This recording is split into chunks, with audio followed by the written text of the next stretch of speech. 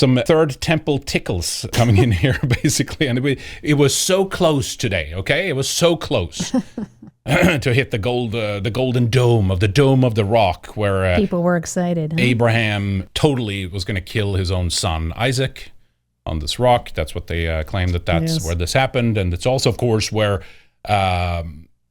what's his name again? Mohammed.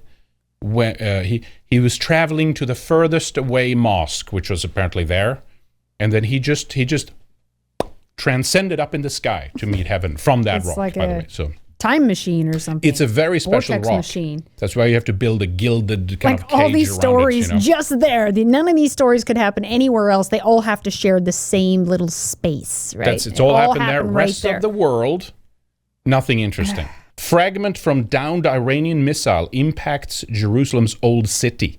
There was some homes damaged, but you can see in the video here that they have on Times of Israel that it destroyed some wall and some part of a road as it crashed down. But there you can see how close it is. Oh, right? yeah. So there's a couple of sites here that they have to destroy because we know that they want to do this, right? This is the main objective. They want to build a third temple.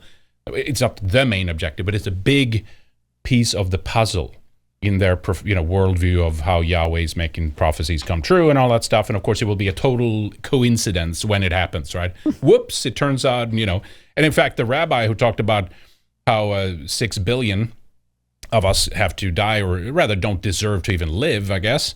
He has a couple of clips out there. I was like, if I was running Israel, I would just say, oops, it was an accident. Missiles will hit the mosque and clear the place for the third Bet HaMikdash. That could also be a miracle. I would pretend that one missile came from Iran and shoot it down.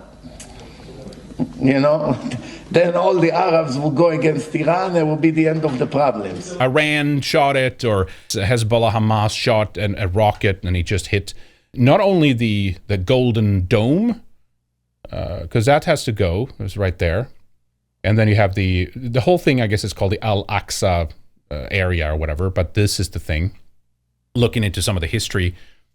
Now, of course, some of the main early construction here is Roman, by the way.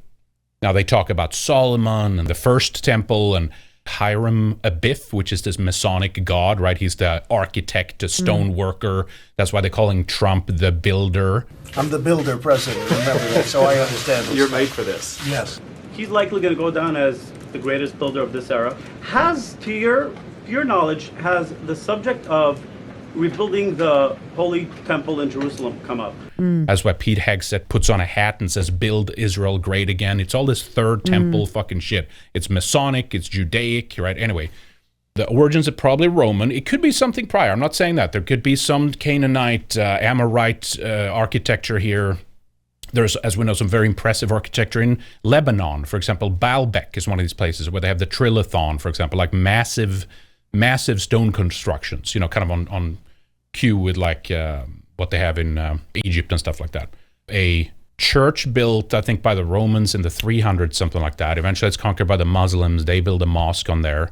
I think the Dome of the Rock, which is a shrine, which is not the mosque. That's just a shrine around the stone, Abraham's, the foundational rock or foundational stone, they call it.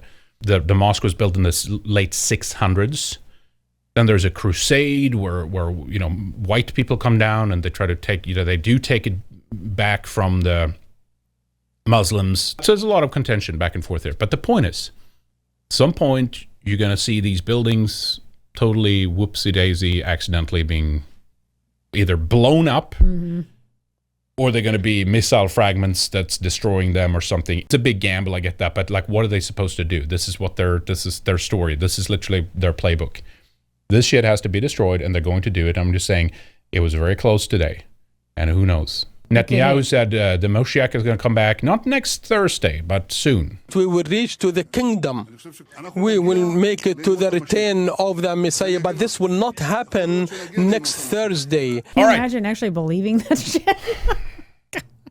It's amazing. We're run by this mentality right now. It's amazing. Sacrifice their heifers and shit, like burn their cows and stuff. You had a chance to go see the western wall of the Temple Mount, the western wall tunnels, and as you stand there, you can't help but behold the miracle before you. And it got me thinking about another miracle that I hope all of you don't see too far away. And there's no reason why the miracle of the reestablishment of the temple on the Temple Mount is not possible.